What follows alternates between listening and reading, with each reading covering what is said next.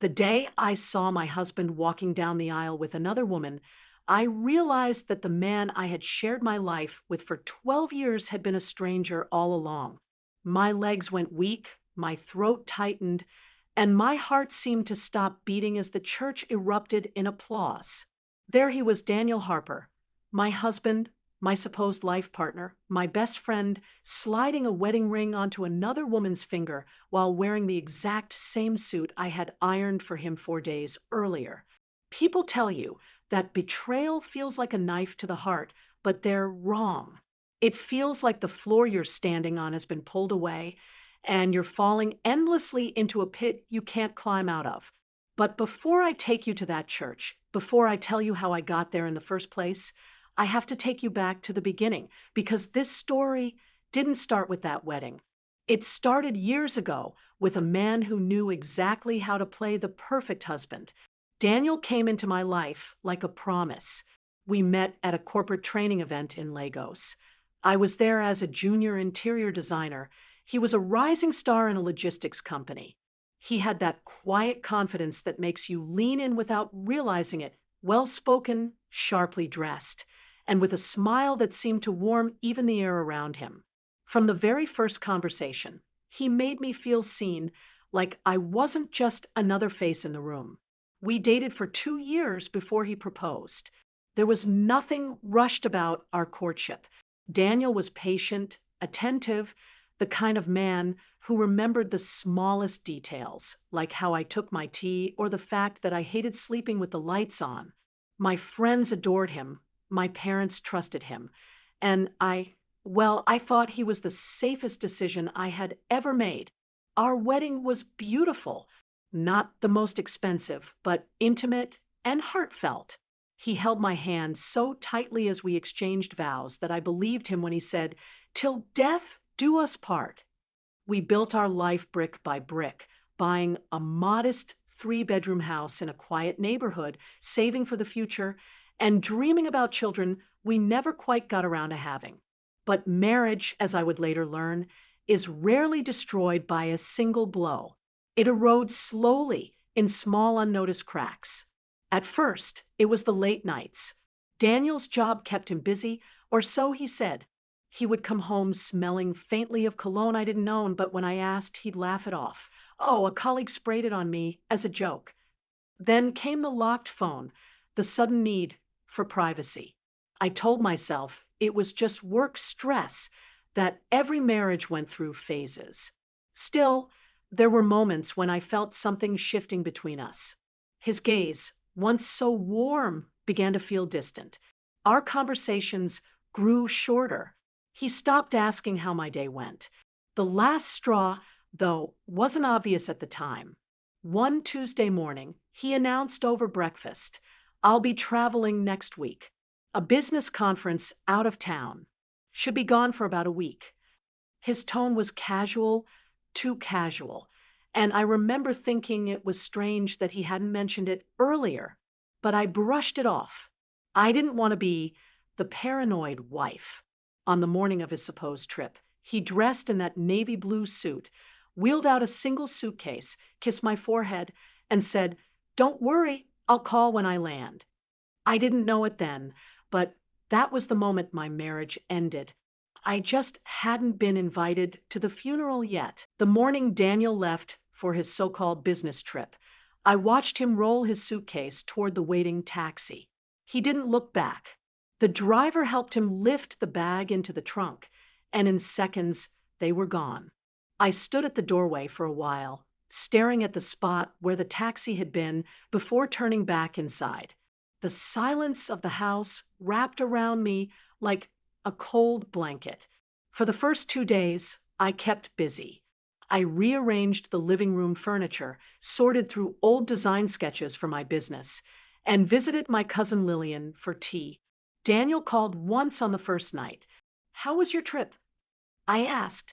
He chuckled. "Exhausting already. These conference schedules are packed. I'll barely have time to rest." His voice sounded strange. Not bad, exactly, but distant, as though he was speaking through a wall. I thought maybe it was the bad network. I told him I missed him, And he replied with a distracted, "Me too." That was the last time we spoke. By Saturday morning, I started to worry. I sent him 2 texts, no reply. I called twice, both went unanswered. I told myself he must be in a meeting or asleep, but unease began to creep into my stomach, that slow, burning kind that tells you something is off even when you have no proof. I was in the middle of cleaning the kitchen when my phone rang. Lillian's name flashed on the screen. "Margaret, where are you?" Her voice was sharp, urgent. "At home." "Why?" I I think you should come to St. Mark's Cathedral. Right now." "What's going on? Is someone sick?" There was a pause, then a sigh. "Please, just come. You'll understand when you get here." Her tone was the kind that didn't leave room for questions. I dropped the cleaning cloth, grabbed my handbag and car keys, and left the house. The drive felt longer than it should have been. My heart thudded in my chest, a slow, heavy rhythm. As I approached the church, I noticed the rows of neatly parked cars and the sound of soft organ music drifting into the street. White and gold ribbons hung from the gate, and flower arrangements lined the path. A wedding! I frowned, wondering if Lillian had mistaken the venue. But the moment I stepped through the church doors, the world, as I knew it, shifted. There, at the far end of the aisle, stood Daniel, my Daniel, in the same navy blue suit I had ironed with my own hands, standing tall and smiling like the happiest man alive. His hand was gently holding the fingers of a woman in a white gown, her veil catching the light. They were facing the priest, who was speaking of love, loyalty, and the blessings of marriage. For a second, I thought my vision had blurred. I blinked. He was still there. I felt my knees weaken. My hands trembled so badly, I had to grab the edge of a wooden pew to keep from collapsing. Lillian appeared beside me, her face pale. "I didn't know how to tell you. I thought you needed to see it yourself." I could barely hear her over the roaring in my ears. My heart was pounding so loudly, I thought the people around me could hear it. The priest smiled, lifting his hand in blessing. "By the power vested in me, I now pronounce you husband and wife. You may kiss the bride." And he did. The man I had loved for 12 years leaned forward and kissed another woman in front of 100 witnesses, without a flicker of hesitation, without a shadow of guilt. The crowd clapped, cheers echoing in the grand space. My nails dug into my palm. 1,000 questions fought for space in my head. Who was she? How long had this been going on? Had our entire marriage been a lie? As they turned to walk back down the aisle, arm in arm, his eyes swept briefly over the crowd. For a fraction of a second, they landed on me. His smile didn't falter. If anything, it grew wider. And then he looked away, as if I were just another guest he didn't recognize.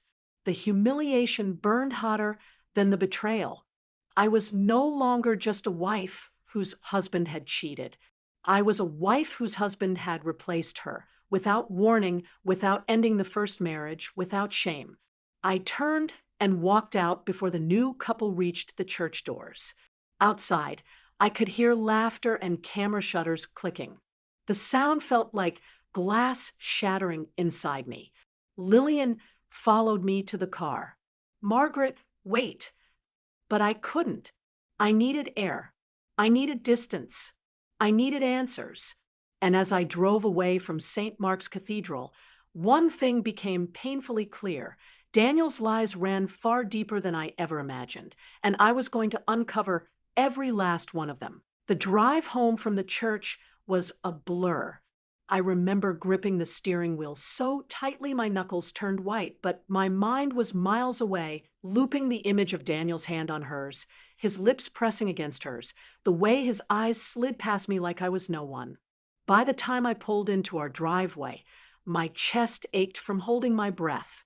The house was exactly as he'd left it, his toothbrush still in the bathroom, his half-read book on the nightstand, the scent of his cologne faint in the bedroom. It felt like walking into a crime scene. Every item in that house was evidence. I didn't sleep that night. I sat on the living room sofa in the dark, replaying every conversation we'd had in the last year. The late nights, the sudden work trips, the distant tone. I had asked questions, but never pushed too hard.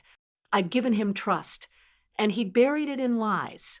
By morning, my grief had turned into something sharper, determination.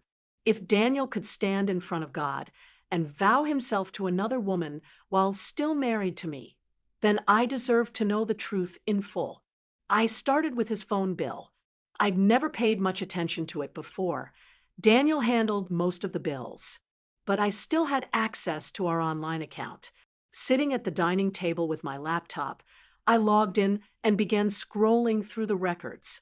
One number appeared over and over again, morning, noon, and night. Sometimes calls lasted an hour. Sometimes they were barely a minute, but it was there, consistent, almost daily. I copied it down. Next, I checked his email. Daniel had never changed his password, probably because he didn't think I'd ever look. Most of his inbox was boring work correspondence, but buried among them was a thread that made my stomach clench. It was from an event planner. Subject line: final arrangements for Saturday's wedding. I clicked it open. Dear Mr. Harper, the flowers have been delivered to St. Mark's Cathedral. The reception hall is fully set. We have confirmed the arrival of the wedding cake and the live band. Please remember to be at the venue by 10 a.m. for pre-ceremony photographs. I stared at the date. It was sent 3 days before his business trip.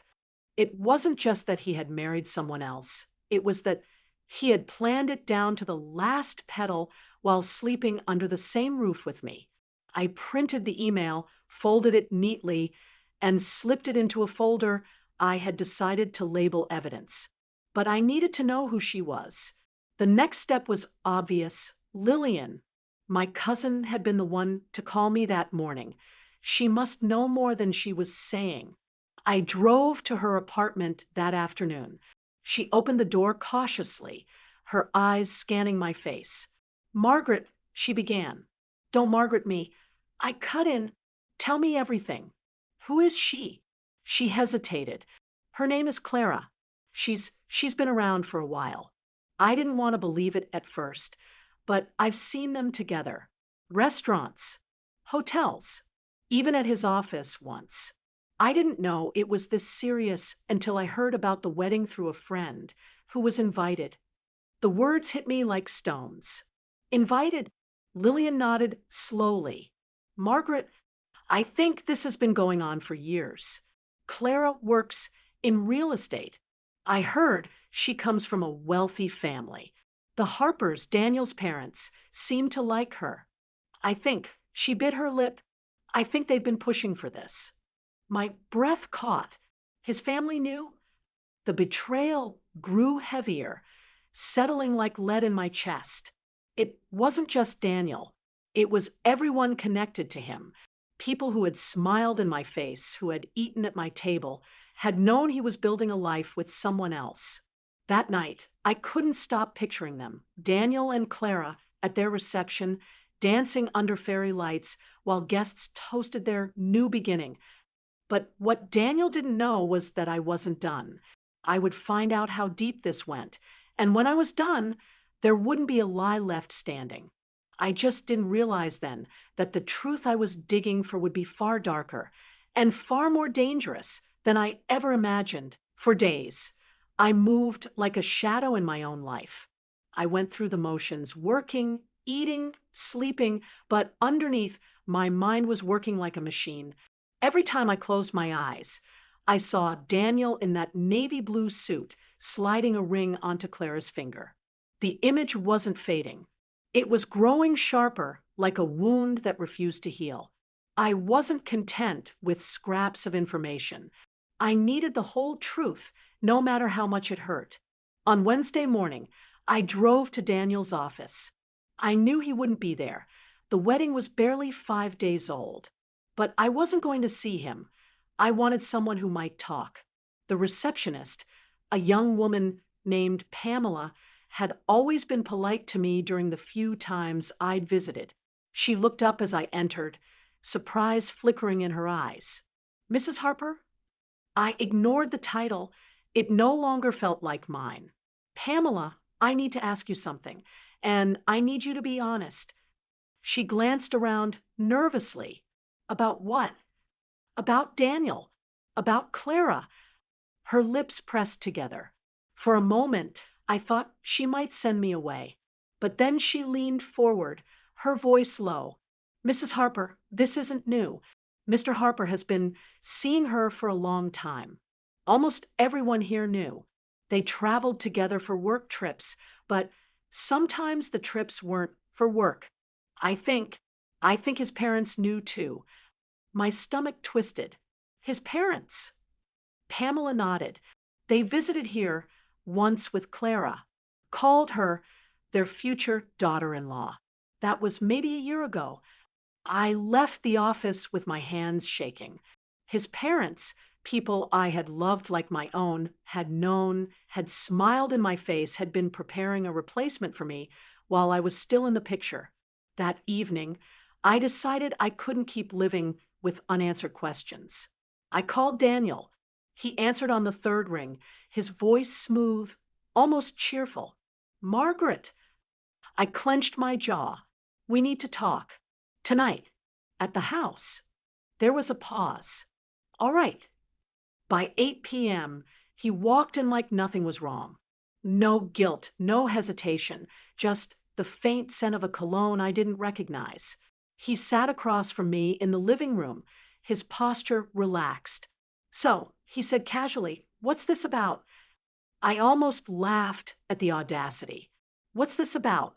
Daniel, I stood in a church and watched you marry another woman. And you're asking me what this is about. His eyes flickered, but his face stayed calm. Margaret, I didn't think you'd find out like that. Find out? You mean you didn't think I'd find out at all? He leaned back.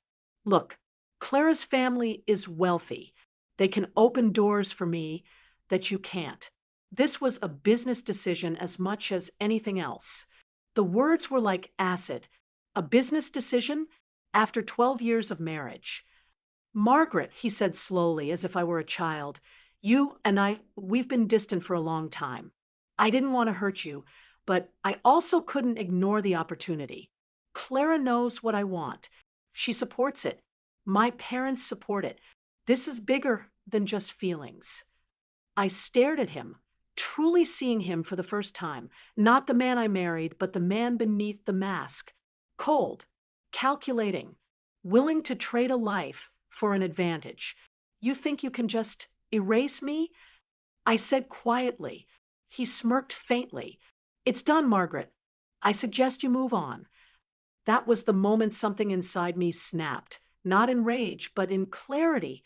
If Daniel thought he could bury me in silence, he had underestimated me. In the weeks that followed, I gathered everything. Phone records, emails, photographs, even a copy of our marriage certificate. And then I went to a lawyer. A good one. The day the court summons arrived at his new home, I heard from a mutual friend that the smile had finally fallen from his face. Clara hadn't known he was still legally married to me. She hadn't known half the truth. The scandal spread fast, through his office, through her family, through every social circle he had clawed his way into. Daniel didn't just lose me. He lost the life he thought he had secured. And as I walked away from the ashes of our marriage, I realized something powerful. He had lied, betrayed, and humiliated me, but in the end, he had freed me from a life built on a foundation of deceit. What would you have done if this happened to you? Share your thoughts in the comments. And if this story moved you, don't forget to like and share so others can join the conversation.